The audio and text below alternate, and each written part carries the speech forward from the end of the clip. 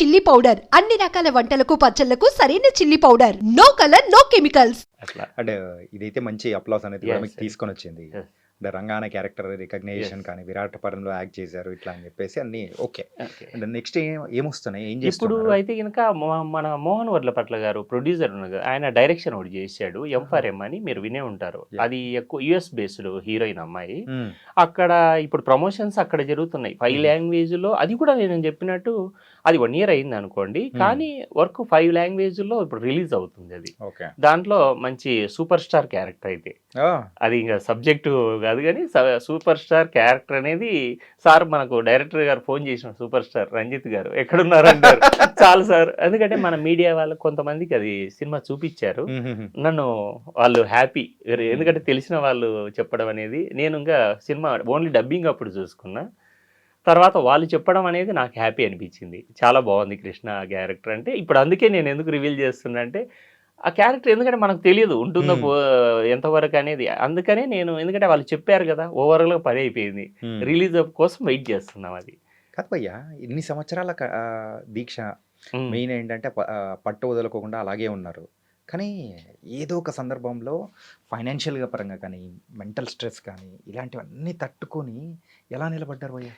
మనకు సీక్రెట్ ఏంటి అసలు? మనకు తప్పదు అది. ఎందుకంటే ఒక ఆ. ఇండస్ట్రీ గురించి తెలియడానికే నీకు 10 ఏళ్ళు చెప్పాను కదా, 5 5 ఏళ్ళు years 10 ఏళ్ళు పడుతుంది. పడుతుంది మాకు. అప్పుడు ఆ టైంలో ఇప్పుడు సోషల్ మీడియాకు ఒక రికగ్నైజేషనో లేకపోతే ఒకటి టిపికల్ పర్సన్స్ తగిలితే అవుతుంది, కానీ ఆ టైం రీల్స్ టైము ఏమీ లేని టైంలో తెలుసుకోవడానికి, ఏది నడుచుకుంటూ మళ్ళీ ఫిల్మ్ నగర్లో తిరిగి వీళ్ళ ఆఫీసులు ఎక్కడున్నాయో కనుక్కోవడానికి ఒక టైమింగు, ఇవన్నీ ఉండేటివి. కానీ మనకు ఒకటి ఇష్టం ఉండాలి. ఇండస్ట్రీకి వచ్చేవాడికి డెఫినెట్గా ఇండస్ట్రీ మీద ప్రేమ ఉంటే తప్ప ఇక్కడ ఉండలేరు.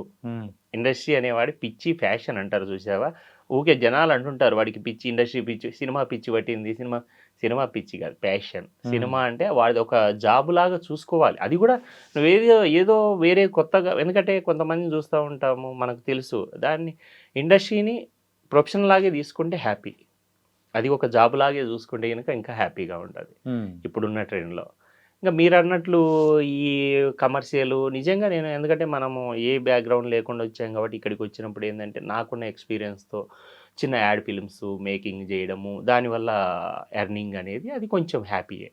ఎందుకంటే ఇంకా ఈ కెమెరా ఇవి తెలుసు కదా మీకు, యాడ్ ఫిల్మ్ మేకింగ్, దానికోసం ఆ ట్రాక్ ఉంది. అది అట్లా ఆ ట్రాక్ ఇలా నడిపిస్తూ ఈ అదే, బండిని దీన్ని- నడిపించారన్నమాట. కానీ ఇప్పుడు ఏంటంటే మనకు వచ్చిన ఈ కమర్షియల్లో ఇప్పుడున్న దాంట్లో సపరేట్ 2 అనేది చేయాల్సిందే. ఇండస్ట్రీలో ఉండేవాడు ఫస్ట్ కమర్షియల్గా బాగున్నప్పుడు డెఫినెట్గా నీకు మైండ్ కాన్స్టెంట్గా ఉంటుంది. ఎందుకంటే అట్లా రిలేటివ్స్తో కావచ్చు, ఫ్యామిలీస్తో కావచ్చు, ఫ్రెండ్స్తో కావచ్చు, డెఫినెట్గా నువ్వు కమర్షియల్గా ఉండాలి. లేదా ఎవరికి పెట్టాల్సిన అవసరం లే, నీది నీకు రెంట్, ఫుడ్, నీ అలవెన్స్, నువ్వు ఎక్కడికన్నా వెళ్ళాలన్నా ఆ రేంజ్ తెచ్చుకొని నువ్వు కష్టపడి. ఇప్పుడు కొత్తగా వచ్చే వాళ్ళకి నేను అదే అడుగుతుంటారు నన్ను ఈ సోషల్ మీడియా, భయ్యా నేను ఎలా చేయాలంటే ఫస్ట్ నీదేంటి, నేను ఇదే అడుగుతా. ఎందుకంటే మనం ఎంత సఫర్ అయ్యామో చెప్పాను కదా, వచ్చిన 100 మందిలో ముగ్గురు నిలబడ్డారు, 4 నిలబడ్డారు అంటే ఇవన్నీ ఉంటాయి. ముందే చెప్తాను వాళ్ళకు, బాబు ఏం లేదా, నీ ఇంట్లో నిన్ను చూసుకోవడానికి తరతరాలు ఉందా, లేదా నువ్వే సంపాదించుకోవాలా. కొంతమంది ఉంటారు పెళ్లి చేసుకున్న తర్వాత వస్తానంటారు, పెళ్లి చేసుకున్న తర్వాత అక్కడ ఏముందో తెలియదు పాపము. కొంతమంది మోసం, ఇది తెలుసు కదా, కొన్ని పాంప్లెట్లు పంపించేసి మీకోసం రెడీగా ఉన్నాయని, అవకాశాలు రెడీగా ఉన్నాయి. అలాంటి వాళ్ళని ఎంతమందిని కాపాడామో తెలియదు. కొంతమంది వెళ్ళిపోయిన వాళ్ళు ఉన్నారు అట్లా. అది చాలా బోగస్ ఇష్యూస్ అవి చాలా. ఓకే, అట్లా ఇలా ఎన్నో చూశారు, దాని నుంచి తప్పించుకోవడం అనేది జరిగింది. కానీ ఎక్కడైనా కానీ అవకాశాలు ఇస్తామని చెప్పేసి మీరు మోసపోయిన సందర్భం ఏదైనా ఉందా? నాకు మోసపోవడం అంటే చాలా ఎలర్జీ. బేసిక్గా ఆ టైంలో బాగా కొంచెం యారగెంట్గా ఉంటాయి. ఫస్ట్ పిలిచిందే అలా బేసిక్గా మనల్ని ఇండస్ట్రీకి. ఓకే, బేసిక్గా నీకంటూ ఒక, ఎందుకంటే మనకు తెలియదు కదా, విలేజ్లో ఉంటాము, ఒక పాంప్లెట్ పేపర్లో యాడ్ ఇస్తాడు, మనం కూడా అప్లై చేస్తాము, భయ్యా నీకోసం ఉంది అంటే 2వ రోజు నుంచి వాడిని కొట్టేసి అది క్లోజ్ చేయించేసి నేను అందుకే వేరే వాళ్ళకి చెప్పేది కూడా అదే, అది క్లోజ్ చేయించేసి నా పని నేను మళ్ళీ ఇది కాదు, మన వాళ్ళు పక్కన ఉంటారు కదా కొంచెం గురువులు తగిలిన, అప్పటికి డైరెక్ట్ ఏం లేదు బాబు నువ్వు ఆఫీస్లోకి వెళ్ళడమే బెటర్ అని ఆఫీసులోకి వెళ్ళిపోయి డైరెక్ట్ ఫొటోస్ వాళ్ళకే ఇచ్చి అట్లా వచ్చినది క్యారెక్టరైజేషన్. ఓకే ఓకే అందరికీ ఆ థాట్ ఆఫ్ ఉండదు కాబట్టి తప్పదు. ఇంకా మనం ఉండాలనుకున్నప్పుడు ఒకటే వేరే ఆలోచించింది ఏంటంటే బస్ ఎక్కేటప్పుడు రిటర్న్ బ్యాక్ కొంచెం సక్సెస్తోనే వెళ్తూ ఉండాలి. ఊరంటే ఇష్టం మనకు, ఎందుకంటే నెలకోసారి వెళ్తుంటాము, అది వేరే. కానీ ప్రొఫెషనలిజంగా డివియేషన్ కాకూడదు అనేది ఒకటి మైండ్లో. ఇంట్లో వాళ్ళు ఏమంటున్నారు ఇప్పుడు? చాలా అంటారు. చాలా అంటారు. చాలా అందులో అంటారు. ఏది తీసుకున్నారు, ఏది వదిలిపెట్టారు? ఏది తీసుకోవడం అంటే మన ప్రొఫెషన్ వరకు ఉండిచ్చేసాను అట్లా. ఇంకా మిగతావి ఏవి పట్టించుకోవడం అంటే వాళ్ళ వరకు ఏంటి, వాళ్ళకి ఏమైనా ప్రాబ్లం ఉందా అనేది చూస్తాము. మనం కూడా అదే చెప్పేది, ఇంట్లో వాళ్ళకి ప్రాబ్లం లేకుండా నువ్వు ఇక్కడ ఉండాలి. అదే నేను అనేది కూడా. ఇంట్లో వాళ్ళకు నీ వల్ల నువ్వు తిండి వాళ్ళకి లేకుండా నువ్వు ఏదో వచ్చేసి తిరిగేసి వాళ్ళని ఏదో సాటిస్ఫై చేశాననేది మాత్రం బ్లండర్ అది. ఇంట్లో వాళ్ళు హ్యాపీగా ఉన్నారా, ఎందుకంటే వాళ్ళు డిపెండెన్సీ మనం ఉన్నామా, ఎందుకంటే మనల్ని చదివించారు ఎంఎస్సి వరకు, మనకు వాళ్ళకి ఏమన్నా ఇవ్వగలమా అనేది చూసుకోవాలా. లేదు మన వల్ల పర్లేదు, వాళ్ళు ఉంది, మనది మనం తీసుకుంటే చాలు. వాళ్ళకి ఏమన్నా ఇవ్వగలిగితే ఇవ్వాలి డెఫినెట్గా. అది మాత్రం కంపల్సరీ చేయాల్సిందే.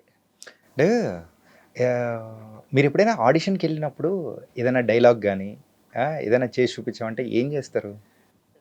ఇప్పుడు ఏమవుతుందంటే ఇది విషయం చెప్పాలి, ఎందుకంటే ఇండస్ట్రీలో మన టాలీవుడ్లో చాలా, బాలీవుడ్ మనం కొన్ని తీసుకున్నట్లయితే వాళ్ళకంటూ ఒక స్క్రిప్ట్ ఉంటుంది. మన వాళ్ళు ఏంటంటే చాలా వరకు తెలియని వాళ్ళు, అసోసియేట్లు, అసిస్టెంట్లు, వీటితో ఏం చేపియాలో కూడా తెలియదు బేసిక్గా.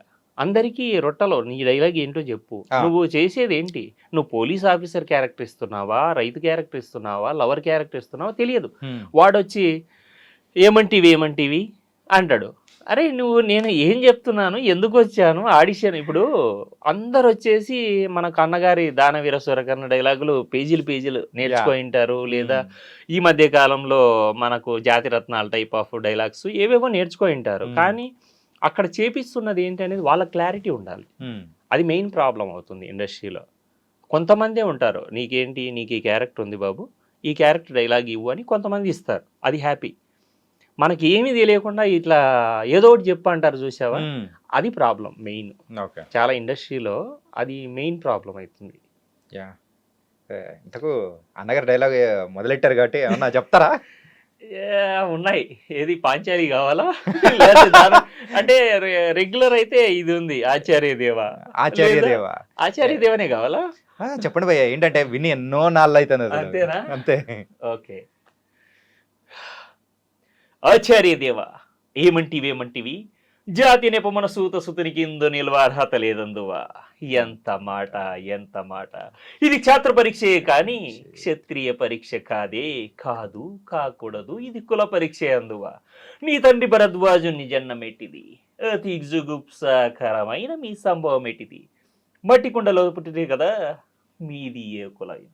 ఇంత ఏలా అస్పత్ పితామహుడు కులకృద్ధి అయిన ఈ శాంతరముడు శివ సముద్రుల భార్యకు గంగా గర్భంని జనించలేదా, ఈయనది ఏ కులము.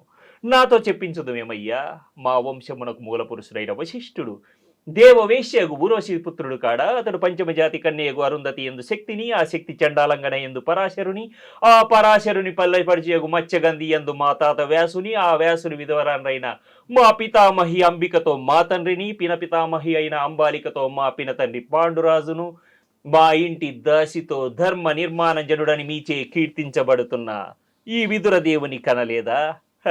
సందర్భావసరం బట్టి క్షేత్ర బీజ ప్రాధాన్యముతో సంకరమైన మా కురువంశము ఈనాడో కులహీనమైనది కాగా నేడు కులము అని వ్యర్థవాదములు ఎందుకు. Any doubt? సీనియర్ ఎన్టీఆర్ నుంచి జూనియర్ ఎన్టీఆర్ అలా ఉంటది. అంటే ఆ రోజుల్లో ఆడిషన్కి వెళ్ళినప్పుడు అంటే ఇలాంటివి క్యారెక్టర్స్ కి ఇవి సెట్ అయ్యాయి. అది గ్రాంధికము, వాళ్ళు ఏదో చెప్పేవాళ్ళు. కానీ అప్పటికి కూడా మనం గ్రాంధికం ఏమంటే ఆ డైలాగ్ డిక్షన్ ఎలా ఉంటుంది అని చెప్పడానికి మనకు ఇవి నేర్చుకోవాలి కూడా నిజంగా. అన్న ఇప్పుడు మనకు ఎన్టీఆర్ గారు, ఏఎన్ఆర్ గారు నిజంగా వాళ్ళు మనకు దాన్ని ఏమంటారు, భగవద్గీత మన ఇండస్ట్రీ వాళ్ళకు అదొక మైల్ స్టోన్స్ పెట్టి వెళ్ళారు. కానీ ఏంటంటే మీరు ఆ ప్రస్తావన తీసుకొని వచ్చేటప్పటికి అరే ఎన్నాళ్ళైంది సరే చెప్తారే.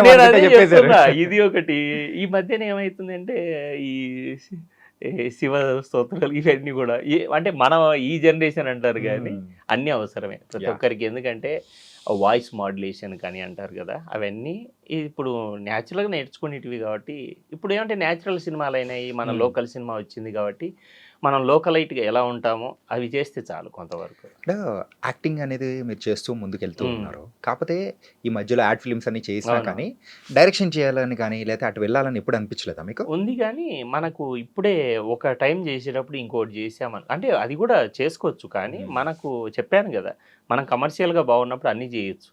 ఒకదాని మీద నుంచి ఇంకో దానికి డీవియేషన్ అనేది టైము ముందు ఒకటి వచ్చిన తర్వాత ఇంకో దాన్ని యాడ్ చేసుకోవచ్చు, రెండు డివియేట్ కావు. మన ఇండస్ట్రీలో ఏంటంటే చెప్పాను కదా, ముద్ర అనేది ఒకటి ఉంటుంది. వీడు అదేదో చేస్తున్నారా, అదేదో మొన్న యూట్యూబ్ ఏదో చార్జ్ చేశాడు, రివ్యూస్ ఇస్తున్నాడు, క్యారెక్టర్ ఏం చేస్తాడు, అవి చేసుకుంటారులే. ఇలాంటివి వచ్చేస్తాయి కదా. అంటే మనం ఎందుకు చేస్తున్నాం అనేది వాళ్ళకి తెలియదు. బేసిక్గా ఫ్రెండ్ సర్కిల్లోనే చూస్తే తనేంటి ఏదో యూట్యూబ్ చేసుకుంటున్నాడు కదా, క్యారెక్టర్లు ఎందుకు అంటారు. అంటే అరే బాబు నీ క్యారెక్టర్లు ఇవ్వకనే నేను ఏదో టైం పాస్ చేస్తున్నాను అనేది ఇది వాళ్ళకు అర్థం కాదు. Yeah. ఇది ఉన్నాయి అన్నమాట చాలా అట్లా. Nice bro.